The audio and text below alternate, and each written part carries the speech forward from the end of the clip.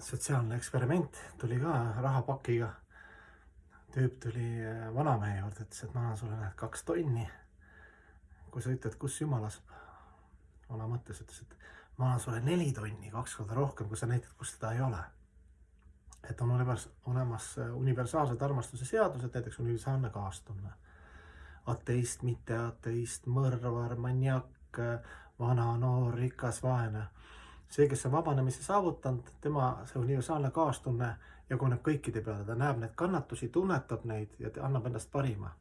Läbi oma ande, oma kalduvuste, mis on Jumal andnud, et seda jagada, just seda tarkust ja kaastunnet ja mis iganes, materiaalsed väärtusi või vaimsed arusaamisi, et inimesed siis sellest kehalisest kontseptsioonist mina, mulle, minu sealt nagu sellest haigusest välja saaksid.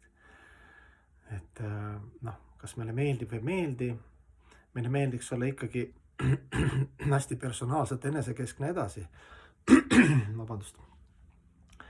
Et minu asjad, minu unistused, minu visioon ja me tahame nagu need asjad häirivatest faktoritest ennast välja rebida, aga me oleme tingimustest sõltuvad hetkel küll, aga Jumalast lahutamatud ja kõikidest teistest elusolendist selle sama suure organismi lahutamatud osakesed.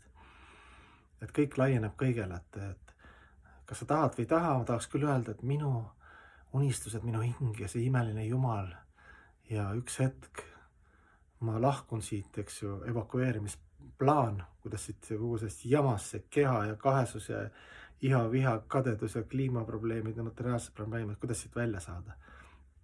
Et see on okei, et normaalne, et alguses meid innustatakse, et tahad kannatusest lahti saada, siis varsti see on olemas kõrgemad dimensioonid, eks ju, mõõtmed seal kuni vaimsel maailma välja, kus ei ole sündi surma, et siis jääb selle jama maha jätta. Aga siis, kui sa vaatad nagu budiste või meie traditsioonis ja need paljud vennad nad nagu kuidagi oma palvetega annavad nagu selle,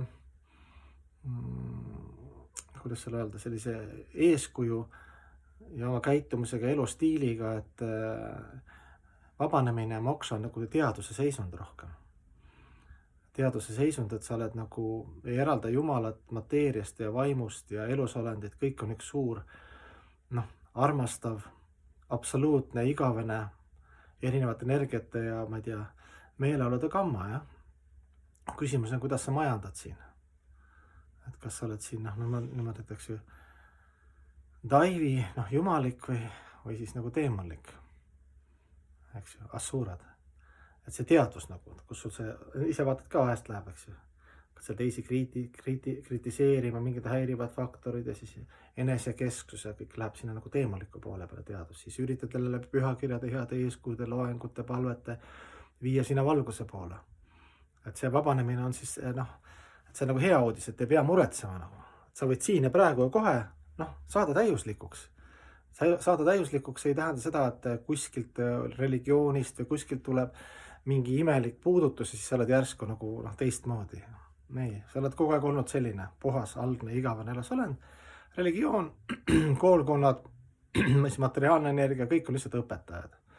Annavad sulle erinevat snitte, eeskujusi, innustust ka läbi negatiivi.